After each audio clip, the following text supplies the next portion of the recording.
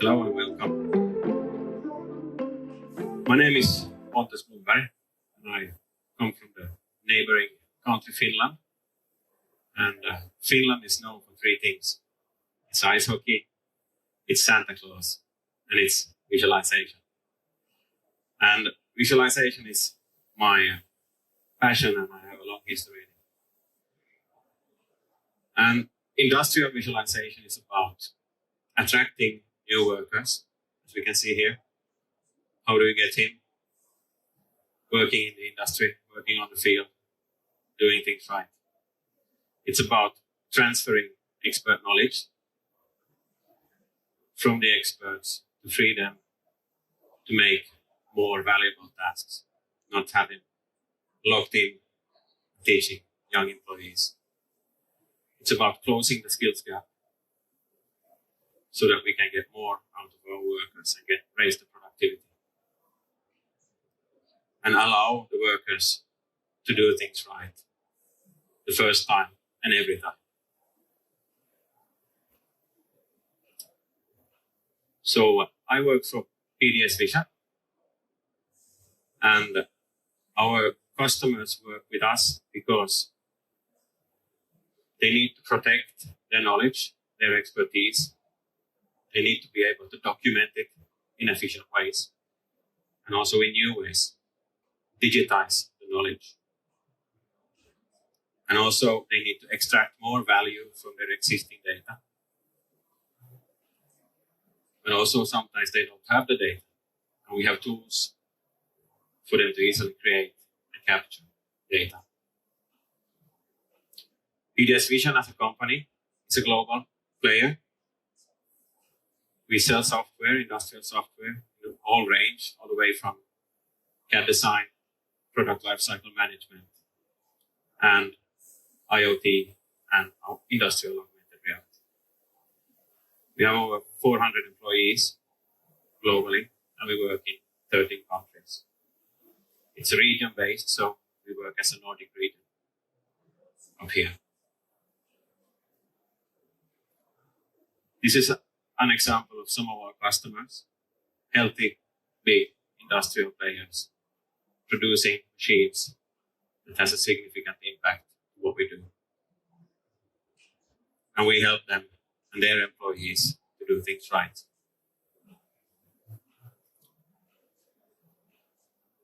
So if we think about industrial augmented reality, it's about what we do, how we do it, and where we do it.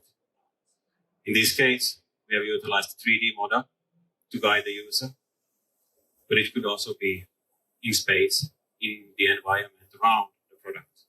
So we can point out and assist workers to go to the right position and allow focus to the right parts, the right places to do things right.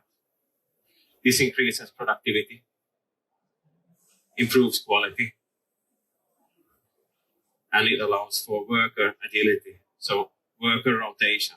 We can utilize the workers that are not experts in their fields, but we can transfer them to high demand areas because we have the knowledge to teach them through new types of digital tools and content.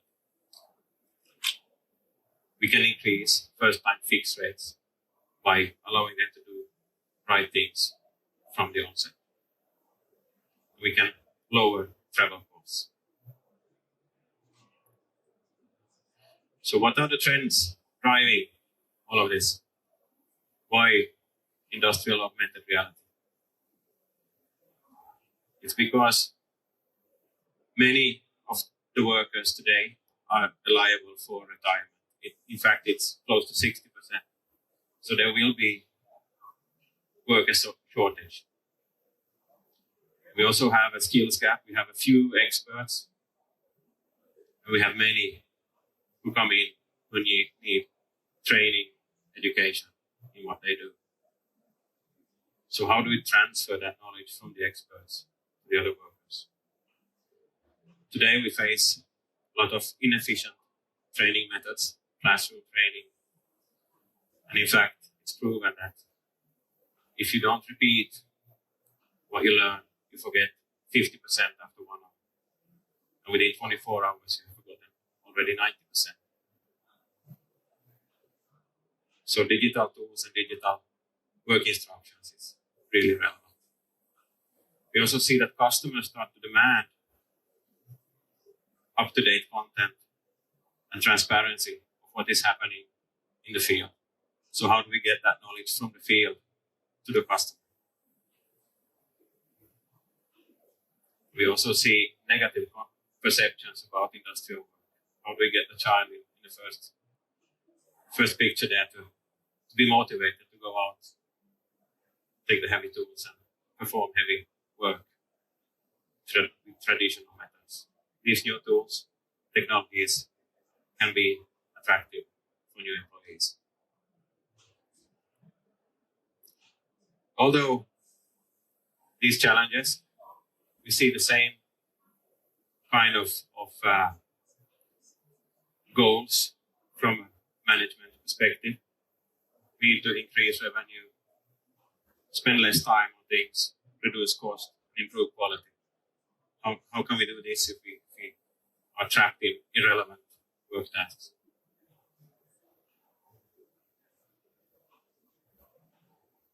So industrial leaders face challenges with knowledge transfer, how to capture what is happening in the field, and how to get that data to the systems so that we have an accurate status. Currently we have long shelf times. We lose data. It takes forever to teach new employers. So our approach here is go from traditional to digital at the front line. Traditional in this case is also heavy PDF files. We need to search for information. Maybe it's not accessible where you work. You need to move back and forth to a working station. Maybe you need to log into several systems before you find your information. And in many fields, every human step is a safety risk. So how can we provide relevant, visual, step-by-step information to the front line?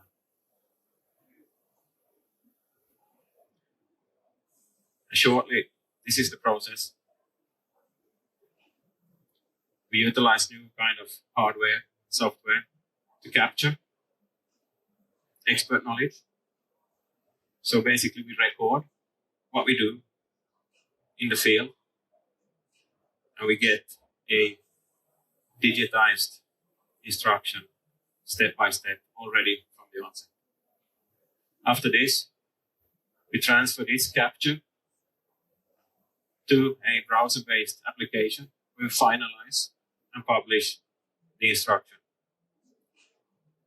And as it's already step by step, we can connect each step to physical locations, either in the environment or to the physical product. And then when we have published, it's available independent of what kind of hardware you're using. You can consume it on a head-on device like this. You can consume it on your mobile. You can consume it on your PC through the web browser. So it's available and you can study it before you move out and perform your work so you know what's coming. And you can have it as a stiff dance while you're working. And then when you use the instructions, you automatically also capture data from what you are doing. And you're also able to report if you see something that is not good. So we're capturing data from the field, which is then reported and sent to be analyzed, promote continuous improvement, raise quality.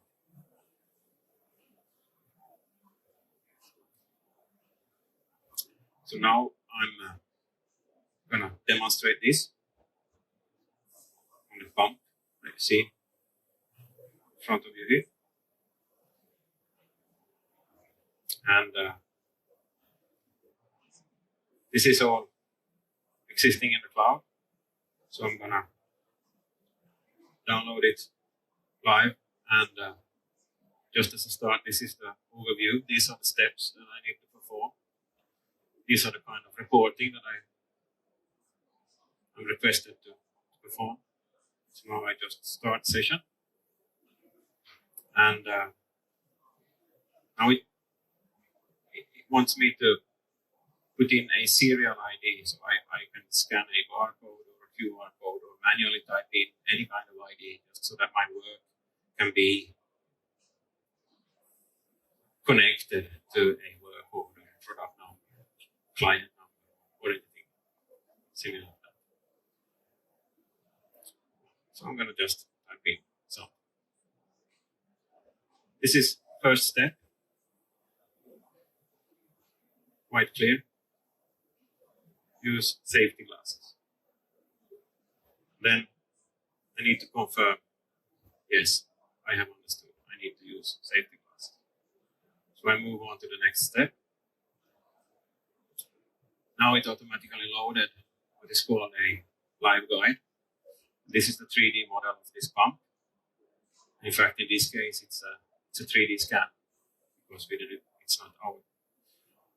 We don't produce pumps, so we don't own the data.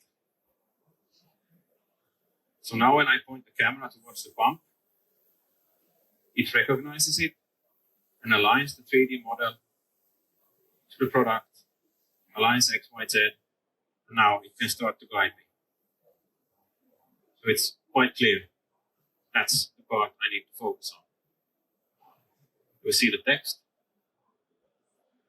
And then down here is the content. It can be several types of content, videos, pictures. And these are all annotated also within the editor, within the tool, so you don't need any extra tools. Quite clear. I need to loosen the cap. Yeah, confirm. Next step. Oh, there's something I need to do. Remove the training cap. Yeah.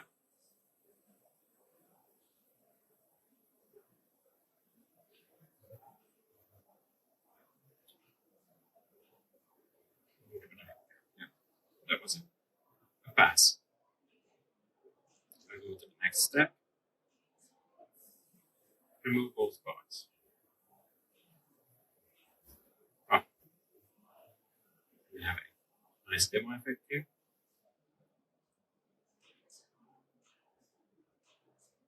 I'm going to restart from step 4.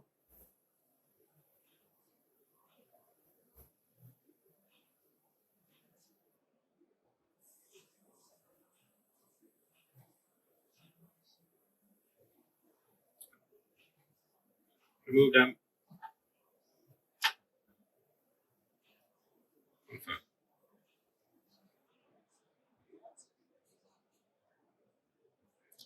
And I need to clean the filter. Clean the filter. Verify the condition.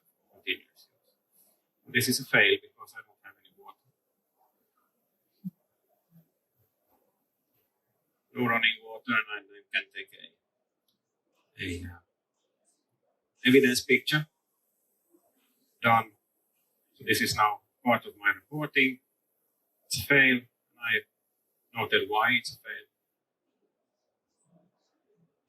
And then next task is to check condition of the motor, but that's another instruction.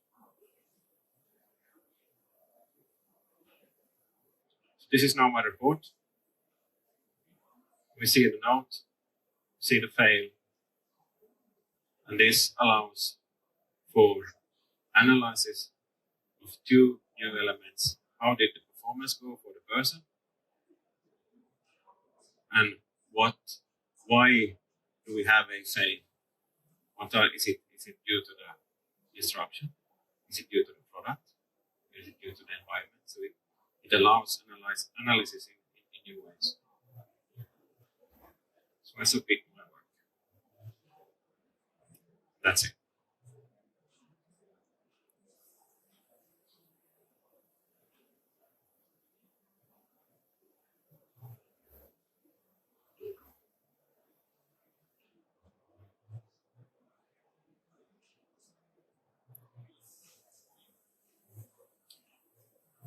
So in short, what we just saw is what should I do?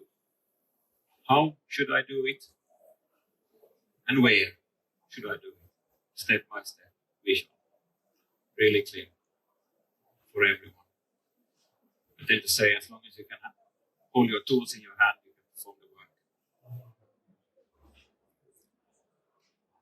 And this brings, as I said, two new elements to the traditional products and processes. Now we also have people and places, which allows for continuous improvement and analysis in completely new ways.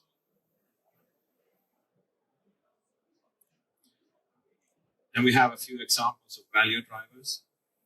This is for service. First time fix rate, mean time to repair, how long does it take from shutdown until it's up and running again? Decrease the downtime of machines, reduce attrition, improve training, quality, and so on. So these are common high value drivers that we see around the world. These are for manufacturing. Many are alike, but here's reduce scrap and increase revenue. If we do things right, we get more value of what we produce. And if we then look at the use cases, we have a lot of different kinds of use cases where this can be utilized. And these percentages are value that we already see by customers using it. It's a high variation because it's a varying kind of customer base.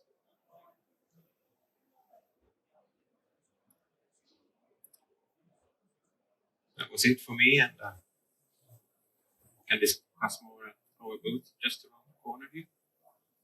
We have Marco, our expert here.